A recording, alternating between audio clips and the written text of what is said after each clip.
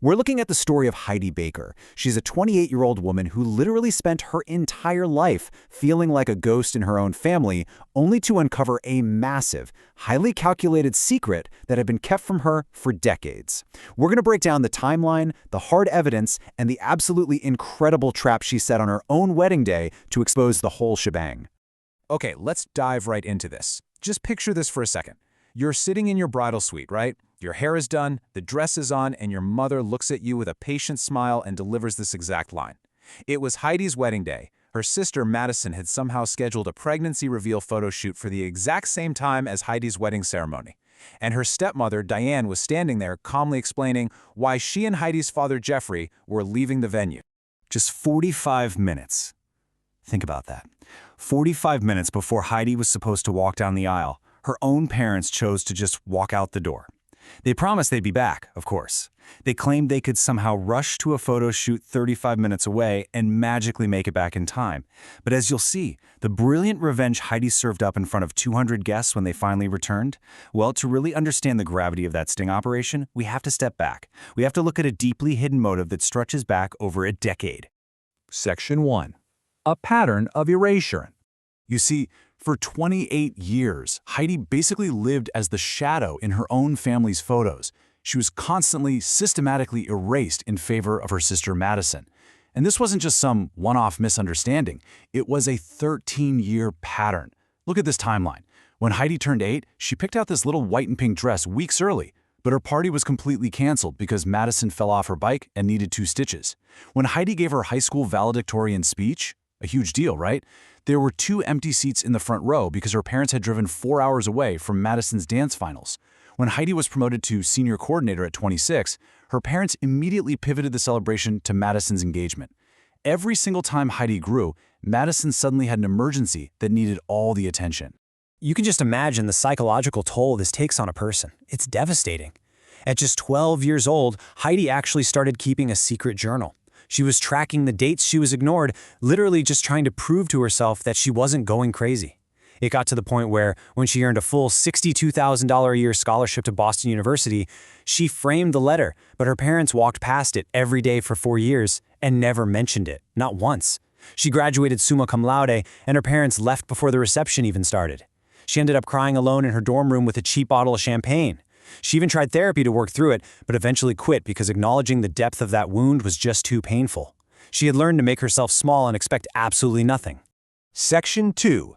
The $1 Million Secret. Now, what's really interesting about this slide is the sheer scale of what happens next. The narrative takes a massive, life-altering turn in August 2025.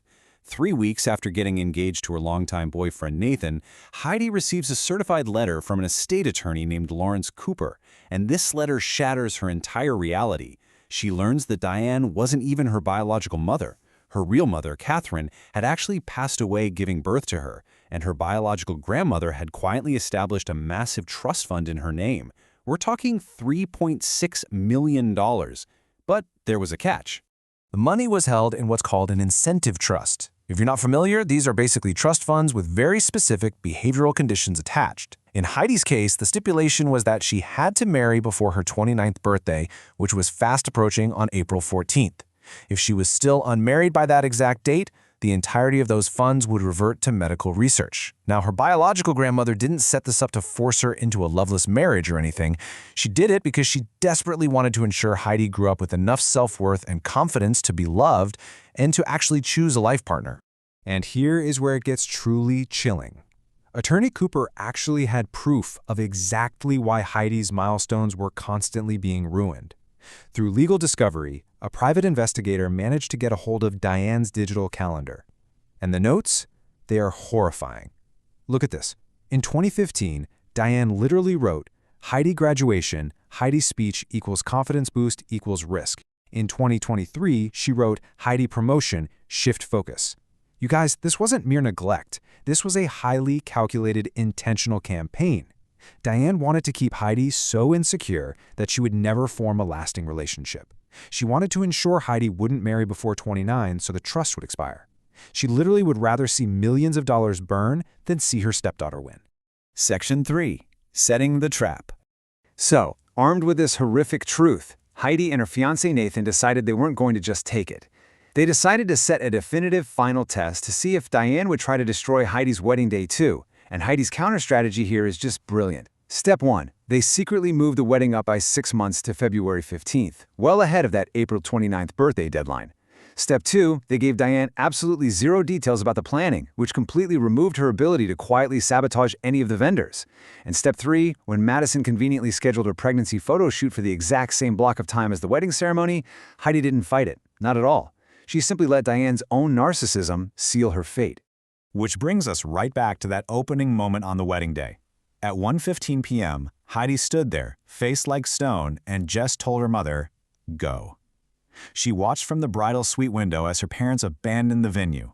And, just to ensure she had absolute, undeniable proof of this betrayal, she had secretly hired a documentary-style wedding photographer. They captured every single frame, Diane checking her watch, Jeffrey looking annoyed, as they literally walked out on their daughter's big day. Section 4. The ultimate reveal. So the ceremony begins. You've got 200 guests seated, the string quartet is playing beautifully, and justice is finally about to unfold. When Heidi's parents inevitably rushed back into the venue late, making a total scene and demanding their front row seats, you could practically see the color drain from their faces. Because sitting right there in seats 3 and 4 were not strangers. It was Eleanor Whitman, the biological grandma Heidi had never been allowed to meet, and Lawrence Cooper, who Jeffrey immediately recognized in pure horror as the lawyer from 1997. The ushers literally forced Diane and Jeffrey to go sit in the very back row, while Lawrence proudly walked Heidi down the aisle. But, the real reckoning happened at the reception. During the toasts, attorney Lawrence Cooper took the microphone, and right there in front of all 200 guests, which included all of Diane's personal friends and family, he projected the actual legal trust documents onto a massive screen. And then he didn't stop there. He projected the private investigator's findings. The entire room got to read Diane's own calendar entries detailing her exact step-by-step plans to destroy Heidi's confidence.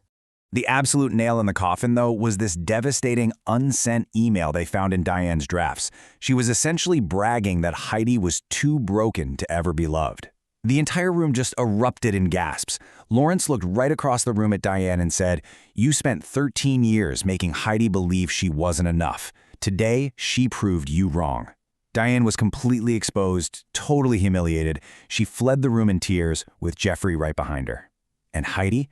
She finally received a massive, booming standing ovation from a room full of people who actually loved and supported her.